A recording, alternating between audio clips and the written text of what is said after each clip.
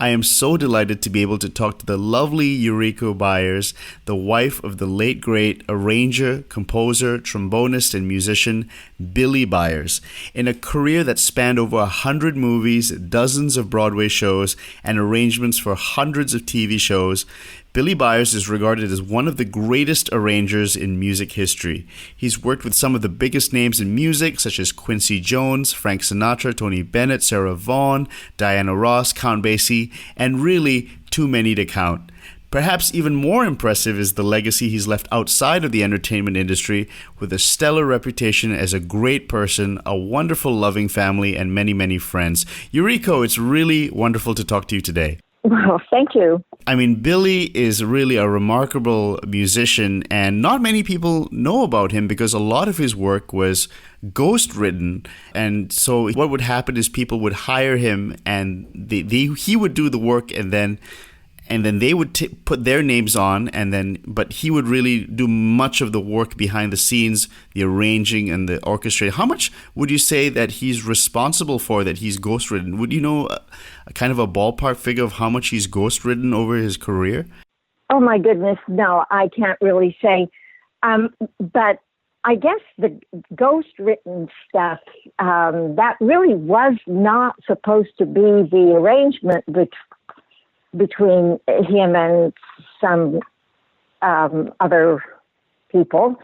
Although when he was young, he was writing, sort of ghostwriting for Republic Studios, the Tarzan movies, the Roy Rogers movies, because he was writing for Paul Sawtelle, and he was actually just a teenager, 15 or 16, and he was not supposed to be working at that time, but it was a time of war, and there were just not enough musicians in Hollywood, composers, arrangers, and all of that, and the movies were still going on. So that's really how he got his started, doing that, and not getting his name on the credits. Well, he started very young, right? I mean, he played the piano initially, but he really plays many, many instruments. And I read something in around that he had to give up the piano because of early onset arthritis. Is that true? Yes, he did. And also that's why he wrote with ink. He had his own mixture of India ink, and it was just a lighter touch for him than using a pencil, because it would hurt his hands. Right. That's why he wrote in pen, because it felt. And is arthritis that can happen, right? It can afflict a younger person. Yes, it was a form of rheumatoid arthritis, and when he got older, it seemed to go away. Maybe it was lifestyle, perhaps nutrition. Who knows? I wish I did know the answer to that, because there are a lot of us that suffer from arthritis, but not rheumatoid arthritis. And you've known, and you have an amazing family with Billy, 3 beautiful children, grandchildren? Yes, I have one grandchild, Richard. He is now 15. Wonderful. And you've had a very long marriage, and that's really a wonderful thing in today's day and age. And did you meet Billy when you were really young? I don't know what really young is. I just thought I was so grown up, but I guess I was about 21 right. when I met him. Yuriko, are you a musician yourself? Is that how you met Billy? No, we were introduced through a friend, Bobby Tucker, who was the piano player for 2 other Billys, Billie Holiday and later Billy Eckstine. And while Bobby was with Billy Eckstine in Las Vegas, I was a dancer in Vegas in the main showroom, and Eckstine was in the lounge. In those days, they always had really great lounge shows, as the people walked out of the main shows. So just to keep you in the casino. Right. And it was Bobby Tucker that introduced me to Billy. Bobby was also a really, really close friend of Quincy. Musicians can be very introverted, difficult to talk to. But was Billy like that when you met him? Or was he a down-to-earth, easy to talk to person? Oh, always down to earth, easy to talk to, very articulate, knowledgeable about just about any subject. And he didn't speak out of his hat. He only spoke the things that he knew. He spoke wisely. He was very well read. He was intelligent. That's so great that he really had a really well-rounded personality and intellect, and it wasn't just solely in music, even though he is one of the greatest in music. And actually, a lot of people treat him as their hero. But growing up, do you know who were his heroes and who did he really get inspired by as a young person? And who are the names that really motivated him to become better at his craft? Well, I think he just listened to everything. He loved and was always inquisitive about all forms of music. I know that he was a big fan of Stravinsky and Robert Farman, but it was diverse. I really can't tell you everyone, but he started out when he was very young. Did he have a mentor that he learned arranging from, or was he really self-taught? No, he was a student of Paul Sautel. You see, Billy's father was a medical doctor, and Paul had a wife who seemed to always be suffering from some medical problem. So there was sort of a buildup of payment due. So Billy became Paul's student. Paul was from Europe, and he was a composer working for the movies at that time. So Billy started studying with Paul, and that's how he went from there when he was a little bit older, in his teens, writing for the movies, because Paul was already installed as an in-house composer. I read in the New York Times article that Billy, his father wanted him to not do music. Is that correct? Well, yes, in those days, I guess they didn't think that Billy could ever have much of a life. And besides, his father was in medicine, so they sent Billy to Harvard to study to be a lawyer. Why not? A lawyer, doctor, what else can you want in your family? Didn't he start to tour, right, as a trombonist? Was that his main instrument, the trombone? Yes, he dearly loved the trombone most of all.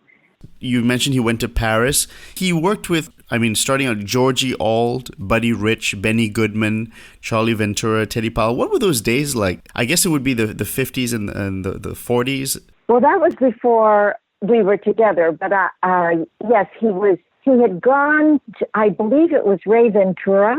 And while he was there, he met Sasha Distel. They became roommates. And Billy was actually the one. Sasha Distel turned out to have a really fine career as a singer, musician. He did movies in France, in Paris. He had sort of a little affair with Brigitte Bardot, which made them the two beautiful people at that time. And during that time, Billy was Sasha's roommate. And Billy talked Sasha into really refining his technique on the piano, taking a few voice lessons, and Billy produced and orchestrated Sasha's first album years ago. And then from there, from Ray Ventura, Billy got a job as the music director for then United Artists movie company, and he was the head of all the music being recorded for European distribution for the movies for United Artists International. Did you meet him so you met him in Vegas and then... No, I met Bobby in Vegas. I met Billy in New York when Billy Eckstein was singing with Quincy Jones at Basin Street East. And that was probably 1960, 1961. And I just happened to be in New York at that time because I had finished dancing, and I decided to take a little vacation in New York before I came back to Los Angeles to go to school, to go to college. And that's when I first met Billy, and then I met him again when Quincy's band came out to play for Billy Eckstine at Macombo. Well, what was it called? Crescendo, up on Sunset Strip. And Billy was writing the arrangements for the album that was to be recorded when they finished their nightclub engagement. And I used to come over and wait to have breakfast with Bobby and Billy Eckstine and all of those, Quincy, after the show, because we were just friends. And so I would come over, do my homework while Billy would write the arrangements for the next album. What were you studying in college? Well, I thought since I had been a dancer, I thought I was going to be a physical education teacher, right. But it's not that easy to be a physical education teacher. Oh, yeah. So I just switched to education, like most people do. And did you guys get married in a few years after that? Yes, we did. It wasn't a really long engagement, but until I got out of school in June, and so we were married on July 1st. And how many years were you married to Billy? Oh gosh, we got married in 1962, and he died on his birthday, May 1st, 1996. 34 years of marriage. And it seems like so many lifetimes. People, I guess a lot of people don't realize we live so many different lifetimes in one lifespan. Did you guys make a decision, okay, we need to settle down somewhere and do something stable rather than tour around? Or what was your family plan once you got married? That sounds so mature. No, we didn't. and it's so modern. But no, in those days, I don't know. Billy asked me to marry him. I said yes. And after we got married, he lived in New York, so I went to New York. And then after a certain time, after our first child was getting ready to go to preschool, and it was a rough time in New York at that time, Manhattan. So we decided to move back to California. Well, why was it rough in New York at the time? I don't know. There were just a lot of. It's when they first started opening what was that? I can't remember if that was under Reagan or it was before, because it was. But something was going on, and there was the whole Broadway area was getting a little bit more tough, and there was just more crime happening, it seemed, on the streets. So we decided to move back to California, where the grandparents were, and we would have more of a family life here, extended family life here. I had my brothers, and he had a sister, and everybody was in the Los Angeles area, oddly. So we moved back here to raise the children. By that time, I mean, we're talking about the 70s, right? The early 70s, is that, or was that the late 60s? Oh, gosh. I think it was the late 60s. But what happened also is Billy, we came out, we always spent the summers and the winters at the beach here in California. And the autumn and the spring, we would be in New York, which was really a lovely life. And while we were out here, Billy was offered a show. It was a new show that was going to be The Girl from Uncle. And so we went back to New York and closed up everything. And we went back to New York so Billy could do the Jerry Lewis Telethon. He always wrote for Jerry Lewis and for the telethon. And he liked to play because he really loved being a musician. He loved the writing, but he loved being a musician. He loved playing. Did he practice at home a lot? Did he practice during the day? All the time. And he used to like to blow against the ocean. We lived in Malibu. And he used to love to blow against the ocean because he said there was a pushback and it helped him.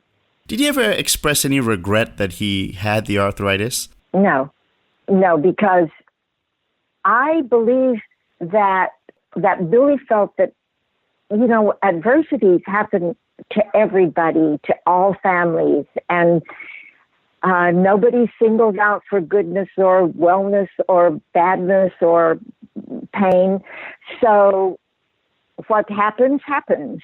That's a great and attitude. And you get the best of it. Yeah, that's And great. so you find another way to go. So he did. He found the trombone and writing and the pen instead of the pencil and hearing the music in his head so he didn't have to carry a piano around with him. He finished an album for Sarah Vaughan on the airplane.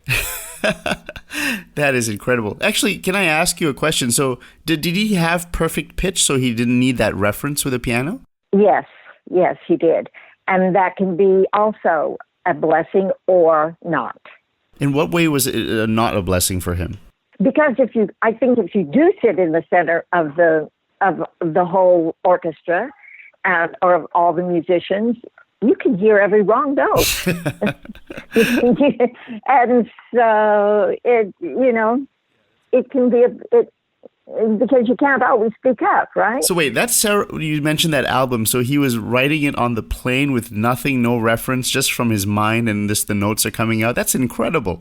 Yeah, that's what he used to do. And was he a fast writer? Would he write music quickly, or did he take his time with it? Well, both. Sometimes when we lived in Malibu, he loved the roses. We had a driveway with rose bushes and trees, and down below we had sort of an orchard. And Billy would sometimes go out and he would whistle to himself and trim the roses and cut the fruit back and all of that. And then he'd come up back into the house and sit down and just write because he was outside thinking about the music, creating in his head. Like a lot of writers that I've asked and composers, some of them are night owls, some of them are morning people. Did he have a schedule for writing? No. I know George Bernard Shaw used to say that he would get up in the morning and he would sit down after he had his coffee or tea or whatever it was, and then he would just write until a certain time of the day, and then that was it. But he always sat down and he wrote. Of course, he was writing literature. Ralph Burns, for instance, great arranger, and he would do the same sort of thing. He'd get up in the morning, he'd sit down to write, and he would sort of mark the time. And when he was finished, he would mark the time, and he charged by the hour. Billy charged by the page. He was also a great teacher, because I was doing some research, and for instance, there's several people, Chris Boardman, Nan Schwartz, and there's quite a few people. Did he take time out to mentor people while he was also working? No, he didn't have many students. The other one was Ned Ginsburg, who is very successful on Broadway right now. Oh, but you're staying more in the jazz field. And I read somewhere he said, I think it was in the article, he said he taught Paul Newman to play the trombone for the 1961 movie Paris Blues. Right. Yes. Because he was the movie supervisor on that movie. And Paul's character was a trombone player. Sidney Poitier was also in the movie, but Billy didn't have to teach him how to play. I think Billy originally played the solos, too, for Paul. And I don't know whether they used Billy's solos in the final production or not, but I know that Billy played, and then Paul, did the, what do you call it? Well, let's talk about movies now. So, I mean, that really great 1973 movie, The Sting, with all the Scott Joplin music, where Marvin Hamlisch won an Academy Award for Best Music. But in Marvin Hamlisch's acceptance speech, he gives credit specifically to Billy in the movie. I thank everyone at MCA Records, Billy Byers, and all the musicians, and this is going to be terrific. Thank you very much. And Billy, I think he's uncredited, right, in the movie, but he did a lot. Yes, he did all the arrangements. He took Scott Joplin's scores, and he did the arrangements for the movie. Oh my! He did everything. So the adaptations, actually, he did. Yeah. So that's interesting. So when we're hearing the music, all that arrangement, all the music, the arrangements that we hear in The Sting, that was Billy. Well, I think there was some new music that Marvin had written for The Sting. Yeah, so and Billy would have arranged it, but that was Marvin. Academy Award-winning composer and 5-time Grammy winner, the great Johnny Mandel, had this to say about Billy: he was a monster arranger, the best of all of us. I mean, he was really respected. Oh, well, and Billy felt the same way about Johnny. They were a mutual admiration society. They worked together. Yeah. At the very beginning of their careers in New York on Your Show of Shows with Sid Caesar and Imogene Coca. It was a big hit at the time, long before you were born, because I was young when that was on. But let's see, it was Johnny and Billy and Irv Kostal, I believe, in the music department. And the writers on the show were Larry Gelbart, Mel Brooks, Neil Simon, Woody Allen, Buck, can't remember his last name. thin guy with glasses. So it was that was quite an amazing group. But in those days, it's surprising because when you think about it, look at the band that I told you, Basin Street East is where I happened to be in New York, and Billy was playing in the band with. For Quincy and Billy Eckstein, and let's see, in the trombones, it was Billy, Jimmy Cleveland. Oh gosh, I can't remember. But in front, on the saxophones, it was Phil Woods, probably Al Cohen. Gosh, I can't remember. Incredible Billy band. Had an office with Al Cohen and Bob Brookmeyer. Incredible band. And can I ask, who are Billy's best friends in music? Like people he would call and have long chats with, good friends. Who are really his best mates? In New York, probably Quincy. Used to come over, we spent a lot of time with each other. George Barnes, guitar player, Ernie Royal, Jerome Richardson, and then out here, he spent a lot of time with Brookmeyer and Alan Zoot because they were in the office at Emil Charlotte's. And then out here, we spent a lot of time with Johnny Mandel, Pat Williams, Don Costa, Nick Perito. Not so much. Right. Oh, gosh. People just used to come out to the beach house all the time. All the time. We had a beach house.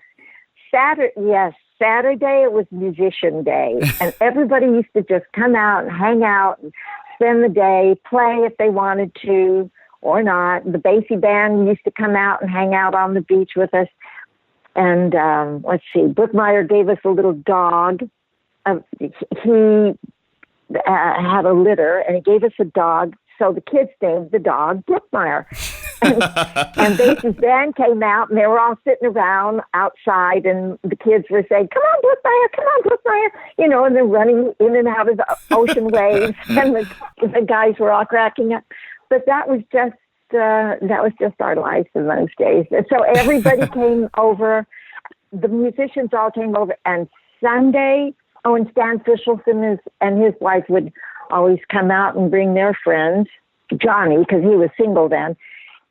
Mandel was always there. He even would bring Billy called it his gold-plated toilet seat in a camper, and he'd park up on our parking lot and just stay, Irby Green used to come out when he was in town, and he would and just stayed. We had an extra bedroom, and people just stayed. But Sunday was always family day, and sometimes we'd have as many as 20 people from the family. He was born 1927, and what about the slightly older Nelson Riddle? Was he friends with Nelson Riddle? I think they were acquaintances, yes, but I didn't. He never used to come out and hang out with us at the beach, but his son did. That's incredible. And I mean, what people that would hang out. I mean, that sounds really unbelievable. And was he always busy? Did he have time for family, or was he always being called to do so much stuff?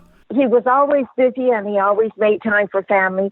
And Dizzy. We were good friends with Dizzy from way early in New York, and then through, whenever Dizzy would come into town in L.A., we always got together somehow. In those days, musicians were all good friends. Bill Holman, I forgot to mention, yes, Bill Holman, Al Pacino, all those guys.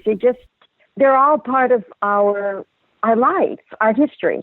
Can I ask a different question? He was a white arranger, and he was doing a lot of jazz. Did he ever get any grief for that, or his talent was so great that was not a thing?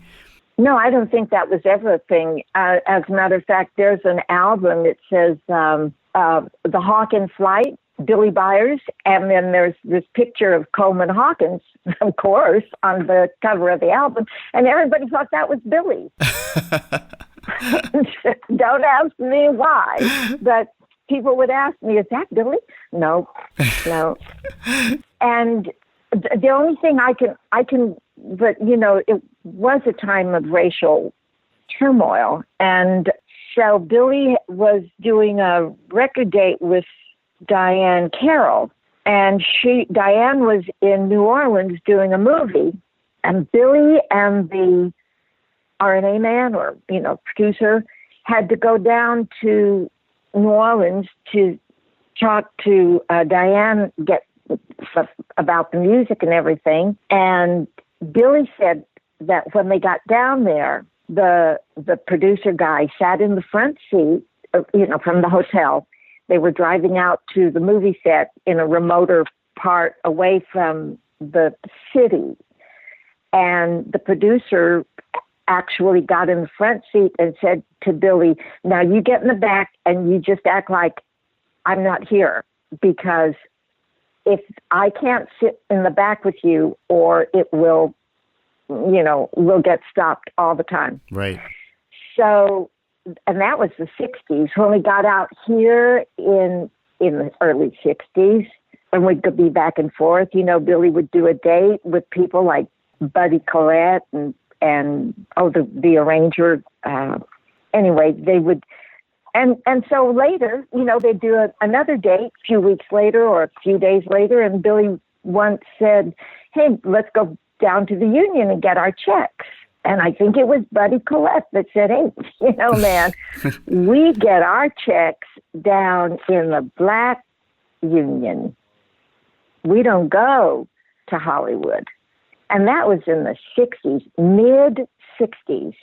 But nobody, as far as we were, the only thing that was important to make a friendship was your talent. And I mean, Dizzy Gillespie, was really supportive of, he didn't care about race, and he just wanted talented people. Yeah. Well, yes. Look at his band.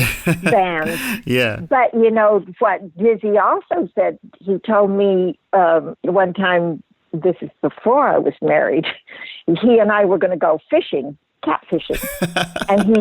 and he showed up, in just regular clothes. And I said, hey, where's your dashiki? And he said, I wear that stuff because when I wear that, like checking in the hotels, I get treated better. And that's Dizzy Gillespie. But Billy and Dizzy were good friends too. That would have been, Dizzy just was Dizzy, and he just talked. I noticed in 1972, he recorded, I mean, what versatility this man has. He recorded 2 albums with Frank Zappa, who is kind of a jazz fusion kind of thing, the Grand Wazoo and Waka Jawaka. And was he personally very open to all kinds of music? Absolutely. Absolutely. And we were friends with the guys in the Eagles. We'd go to their concerts. They'd invite us to their concerts. So were they fans? And yes. Jimmy Pankow, he was a trombone player with Chicago, and we were going to a dinner actually at the Felder's house, and when we walked in, Jimmy got down on his knees and started bowing. Of course, it was just for show. Everybody was laughing, but we thought it was nice. Start bowing to Billy Byers. That's great. And Billy's such a nice guy. He's so down to earth. I mean, like he probably has a great sense of humor, right? So, I mean, this is my gosh, he kind of deserves this because he's such a good person. Let's jump over to musical theater, which he's worked on many Broadway shows, notably City of Angels with Cy Coleman, which won the Tony for Best Musical and Best Original Score, along with David Zippel. After receiving the award, he talked about Billy Byers, and he said, he puts into his orchestrations everything I put into my music. So he really, really had a lot of admiration for Billy. Yes. Mutual admiration society. And what was that like working on Broadway and all those Broadway films? What was that for Billy? Well, okay, going back, in the 50s and 60s, there was so much music happening all over.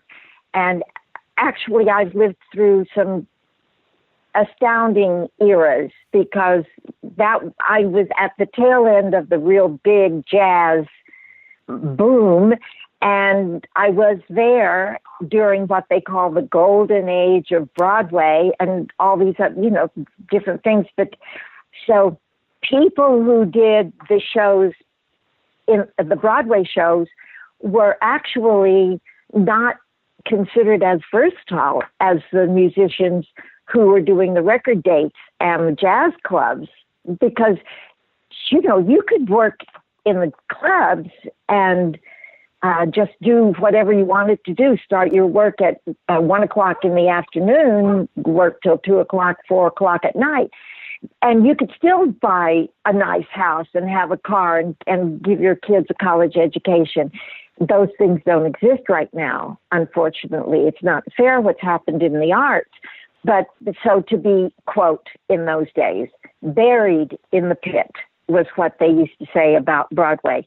So Billy didn't do a lot of Broadway then, but when Sid Caesar, because of his connection to Billy from your show of shows, Sid Caesar did a Broadway show called Little Me.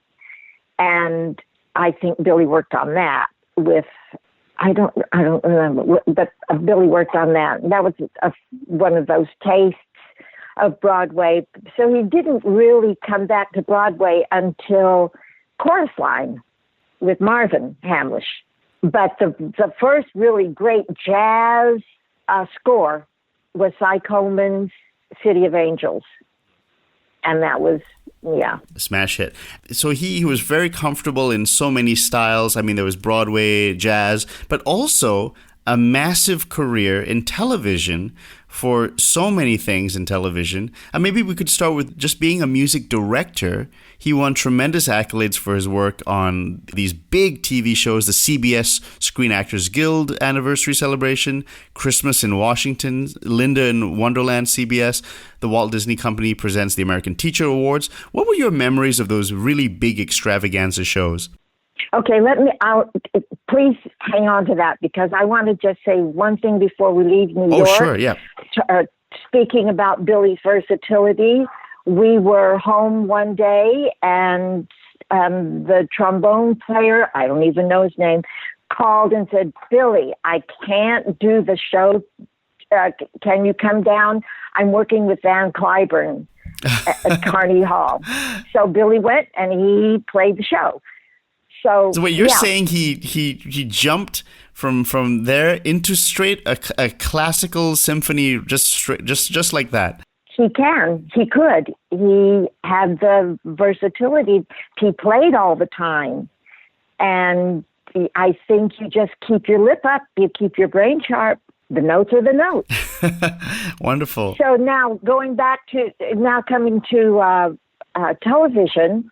Oh, television was, in a way, it was fun. He did all those shows. He worked a lot with Ian Fraser. He worked by himself. He did all of Mitzi Gaynor's TV specials. He did Andy Williams' TV Christmas special. And he was doing all of those, that kind of stuff, shows, specials. And then he started with Julie Andrews on the Julie Andrews Show, and that's how his connection with Ian Fraser developed. And then from there, he and Ian worked a lot together. I mean, he was up for all these awards. Did he go to these awards to accept any prizes? And well, yes, we went to the Emmy things. Billy and Ian were working together, and Ian kept winning the Emmy every year for these shows. And finally, the Academy made an Arrangers Award, and they did that for, I think it was, I can't remember, it was 7 years or 9 years, because Billy had 9 Emmys, but Billy just won it every year. And I don't even know if they have the award anymore. But there was one year, and Joe will tell you, Dr. Curiali will tell you right. This one. I hope it's okay for me to say.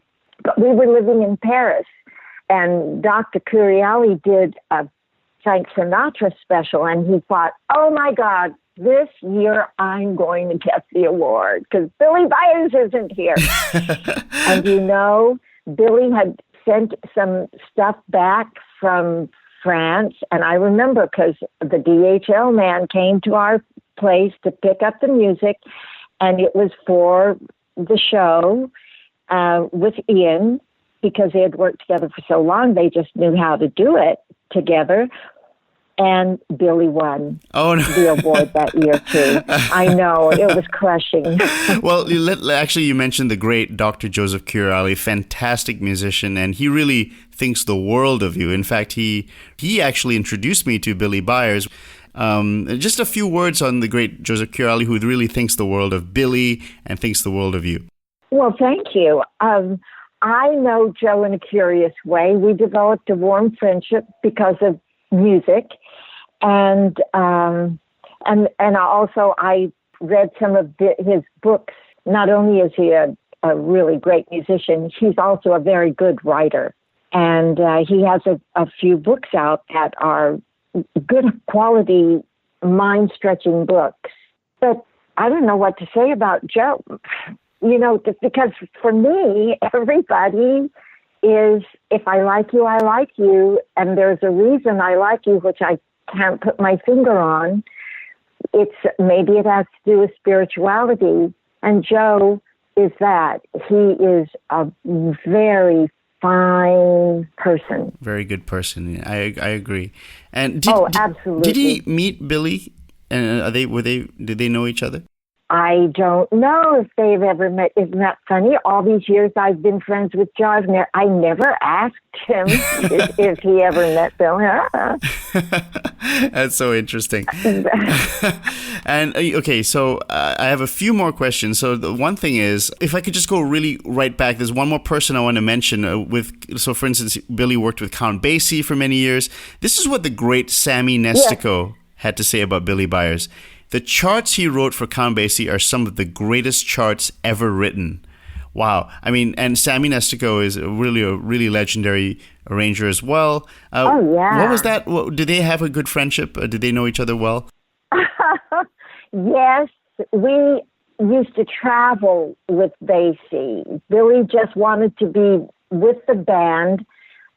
Sometimes he'd play with them if he could. And our daughter, our eldest daughter, Kimiko, was just a baby, and we'd put her in the car. We'd drive down, like we drove from New York, from Manhattan down to someplace, Cherry Hill, Pennsylvania, And then we'd come to the rehearsals and things, and Basie would take the baby, Kimiko, up on his lap and let her sit on his lap while he sat at the piano. And, they were playing their arrangements, so they'd get to know him before they were going to record him. And good thing they didn't have this on tape, because you'd hear, boo, boo, that's Kimiko touching the piano. Basie just laughed. He was so sweet. Really, really nice guy. All of that whole band, they were like a family. What did Count Basie think of Billy? Well, as far as I know, he liked him because he always wanted to be around him. And then while Basie was working, he'd work at night, and then Billy would write the songs, and then the band would rehearse during the day so that they weren't coming in and doing cold readings like some people do for the actual recording. And I think that was maybe, I don't know, was that part of Basie's charm, that that whole band just worked together, because like I said, they were a family. They lived together. Those guys. Now, another quick one. Frank Sinatra. I think Billy, didn't he do the arrangements for Sinatra at the Sands, that very great album? Did he know Frank Sinatra well, or did they? How did that? Was there any relationship there? And I mean, that was a wonderful album. Well, here's where I am the wife, because Billy did his writing. They took the show to Vegas, and then I only remember having a dress made so that I could go to the show. And it was wonderful. And then afterwards, of course, we would hang out with Sinatra and have dinner and, just hang. But I didn't do that much with them. When we were in Japan together, it was the same. I hung out with Barbara Marx, and we ladies kind of hung out together, and the guys were off doing whatever they do. What did Quincy, I know they were very close, Quincy and Billy. What did Quincy think of Billy? Oh, I don't know what Quincy thought of Billy. They used to be kind of like brothers, I guess, in New York. It was always very wonderful in New York. Things changed when we got out to California, but he must have admired his writing. He must have really admired his work. Oh yeah, they were good friends. They liked to be together. They laughed together. They spent time together away from the charts. You know what I mean? They were friends. Is there any special? Has he ever mentioned that he really liked a particular movie that he worked on, or Broadway show, or TV show? Was there anything that was really special to him, or one of his albums? Yes, I think he really liked the Duke album, because Duke Ellington was also a good friend, and Billy did an album about 1960, 61, and it's just called Duke on the front, and Duke loved that album so much, he gave them out as his Christmas present. Wow. And then after that, Billy, Duke, and Basie I think they went to Chicago to do an album together, the three of them. That would have been early 60s as well. What was driving him? What did he like to do? What was his favorite things to do in music? I think he liked to play. He loved, some nights he would, he'd stay up late writing because it was quiet at 2, 3, 4 in the morning. But some nights I would hear, early morning, I'd hear Billy playing the piano. All the lights would be out, and he'd just be sitting and playing the piano because he just loved music that much. When he was diagnosed with cancer and they cut his throat, they told him he would never speak again, and definitely not play the trombone. And he taught himself to speak again. He found a speech therapist who played the piano, and they actually got Billy's vocal cords working again because that therapist would sit and play the piano and Billy would try to sing. And then Billy had a tube put into his throat, and he worked out with our jeweler friend a cork on a silver hook, which he plugged in, and it was firm enough so that Billy could play the trombone again. So I know that he took, and he did say at one point, if I can't sit and write music or play, then, I don't know what living would be like. And he told his friends, other musicians, we're in trouble if we don't find hobbies, because everybody says that when you retire, you should have a hobby that you love to do. And he said, my hobby is music. Did he ever really retire? No, he never did. I want to ask a question just about, if you have such an amazing father who's a musician like Billy, did he, I'm a father myself, and how did he approach music with his kids? How did he approach music with his kids? Our family, music is just there, Nicole. Music was always playing in the house. I remember when I brought Kimiko home from the hospital, Billy was at the apartment already with Doc Severinsen. They were getting ready to do an album. So Doc was at the house, and I came in, and there was a nurse, and we put the baby to sleep, and then Doc starts playing the trombone, the trumpet. Billy's playing the trombone, and I came out and I said, "Shh, the baby's sleeping."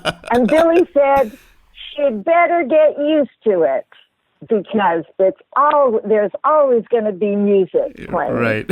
And he was right. So that's what you do, Nicole. You make up your mind what it is you want, because then it's everybody else keeps their side of the street clean, and you know that you've got yours. Your path is there, and nothing's going to get in its way. And some nights when Billy was writing, the babies would crawl over to his feet and just lie with their heads on his feet so that they could be close to him. But they never thought music is keeping us away from our father.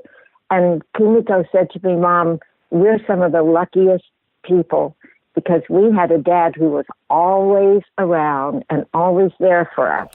That I think is amazing. Especially in the entertainment industry, that's so rare to find, a family unit like that where the family is prioritized. It comes from the children being so secure in the love that comes from their father that they never have to question it. And that makes them stronger as people. And that's the whole thing. It's just that the comfort of knowing that, I guess it's called unconditional love these days.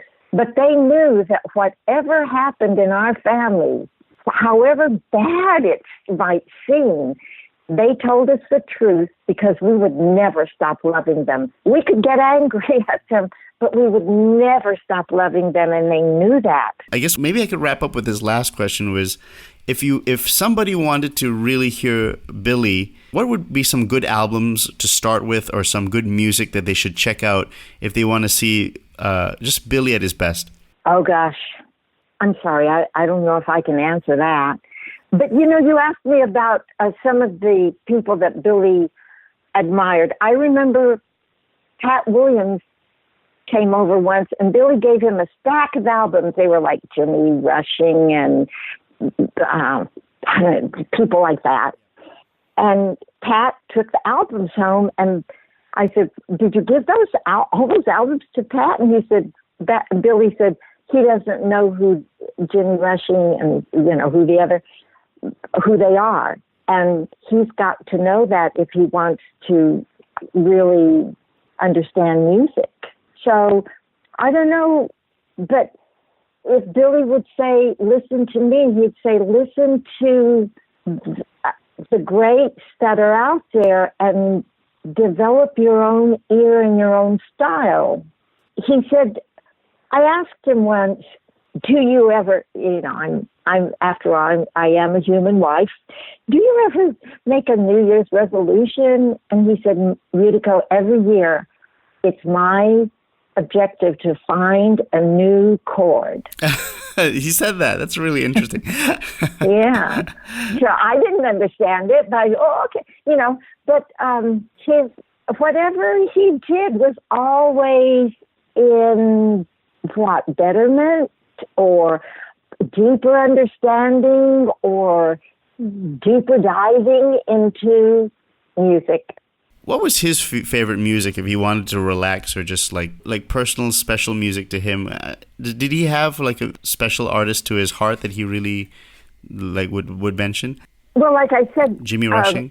We would this might be for the family, but I don't think so, because we would take the children away for little vacations when they, Billy would rent a big SUV, a recreation vehicle, and we'd drive out to Death Valley or up to the mountains, and, just all together as a family. And all he did was play tapes. So all of us know them, Robert Farnon, over and over, and he loved Robert Farnon. And then one time when we were in Chicago, Robert Farnon came to town, and he came and he stayed with us at the hotel. It was fantastic. It was beautiful. Wow. It was in Chicago, and by chance, serendipity, I had gone to a food show that afternoon and bought these wonderful things like snails in certain kinds of juices and caviar and cheeses from around the world and biscuits from around the world. And of course, we always had wine, good brandy, and Armagnac. And so they just sat down on the floor and made a picnic and played music and talked. That's amazing. And Robert Farnon was a little bit older, right? I think he was born 1917, Canadian-born composer. Yes, and he lived on the Isle of Man. He told me that's where the Manx cats come from. I don't know if that's true or not, but, I believed anything. Yuriko, you are a yoga teacher, right? And you teach a lot of amazing people yoga, right? I mean, that's something that you're quite known for. One of the things about our family, probably it might be one of the reasons why Billy isn't a household name, is that we keep our life private. We always, I did. I've taught so many people's jaws drop if I now say, oh yeah, she was my student, or he was my student, or I taught him, because I think that was one of the reasons why people liked us and trusted us, because the saying around Hollywood or anywhere was, if you want to know anything about a musician or anything music, you can ask Byers. You may not like what you hear, but you're going to hear the truth. And was that because he'd sometimes be blunt about things? That's it. The truth is the truth. Some people don't want to hear the truth. Could you give an example of how he might be a bit blunt about something? No. It wouldn't be like that. It wouldn't be harsh. But if you came to me, for instance, and you said, oh, there's this new person in town. I hear he's great, and I really like him, and so I can hear from your tone of voice you want me to say, he's good. So then you ask, so what do you think, Yuriko? And I say, well, I have to tell you, I've had some experience with him, and I'm not really that pleased with some of the this or that or the way they, for me, for yoga, they're tight in the hips, and they're not going to be able to do that choreography. That's the kind of harshness, because that's not harsh at all. Somebody else. That's not harsh. Well, yeah. But I guess some people are very sensitive. Right, right. And then, too, it may even come back to you, Yuriko, why did you tell me that? I lost the gig. Yeah. But, honey, I have to be honest. You know, if you can't do it, you're not going to fake being able to kick your head over your head to kick your hat off, right? You're just not going to be able to do it. Yuriko, I mean, so lovely to talk to you and to talk about Billy. And maybe, yes, he has had an amazing career and really the amazing work he's done. I'm also really blown away by the family life, how he's raised his family, and this how down to earth he was. And we really need more examples of that in the world, because goodness, the entertainment industry can be very depressing when you think about all the divorces and all the the drugs and all of that sort of thing. So when you actually get a really wonderful story, a great example of a family life done right, it really warms the heart. Well, thank you. Billy always taught us to focus on the bright side. There's this side and there's also the other side. So don't just pick up the quick answer. Think. He always told the kids, think before you do something. Think before you answer. Think. And not, okay, feeling is good. Feeling is wonderful. But think. And that's where the whole thing is going to be. And, another thing about there's an award now in the Tonys for orchestrations and arrangements.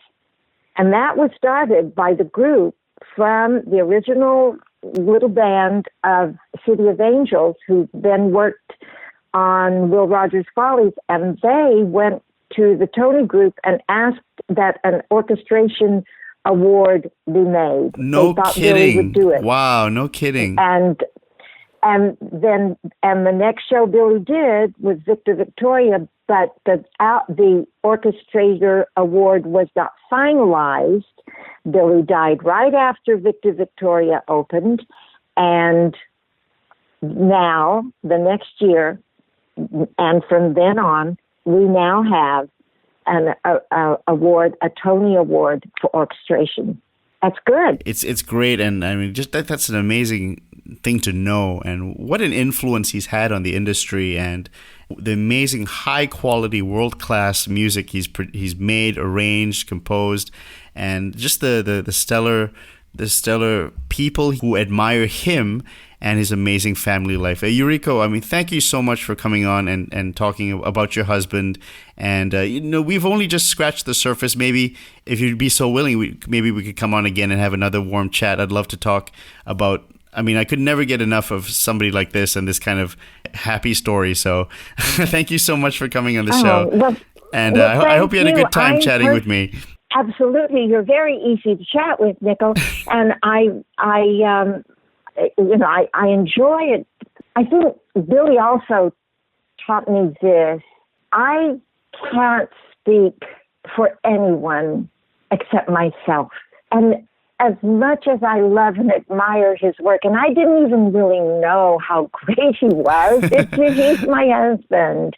And I think that's part of why we had such a good relationship, because we adored each other, but we didn't treat each other like gods and goddesses. We were humans who loved each other, loved what we do, because both of us kind of work, and love of family. And it's all important. You just have to fuse it. You find the way. But I think that love is the answer. When you love something and you love someone, it works out. Wow, fantastic. And what a profound way to end. And thank you again, Yuriko, and I hope to talk to you soon. Oh, thank you, Nick. I enjoyed talking to you, too. Love to your family.